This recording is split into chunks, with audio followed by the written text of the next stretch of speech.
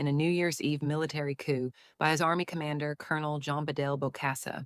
The Central African Empire, 1966-1979, Bokassa's dictatorship. Bokassa ruled with extreme brutality and corruption. In 1972, he declared himself president for life.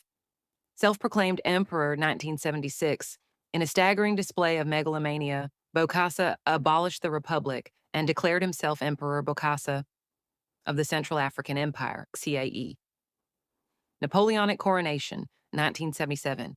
His lavish Napoleonic-style coronation cost an estimated $240 million, severely draining the impoverished nation's treasury. Overthrow, 1979. Following an international outcry over the massacre of schoolchildren protesting a mandatory school uniform policy, which they were forced to buy from a factory owned by Bokassa, French paratroopers deposed Bokassa and reinstated David Dacko. A cycle of coups and conflict, 1981-2012. The country returned to being the Central African Republic, but the cycle of instability continued with a series of military coups.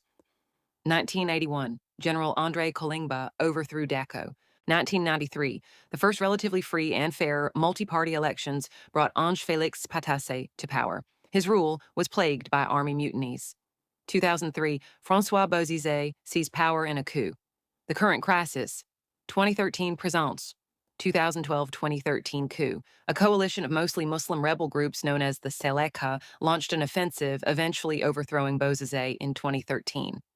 The country descended into a brutal civil war along religious and communal lines between the Seleka and anti-Seleka militias, anti-Balaka. Foreign intervention. The conflict has necessitated intervention by French UN MINUSCA and African Union peacekeeping forces. Ongoing instability. Despite various peace agreements and elections, large parts of the CAR remain controlled by various armed groups vying for control over the country's rich mineral resources, diamonds, gold, and uranium. The CAR continues to face an acute humanitarian crisis.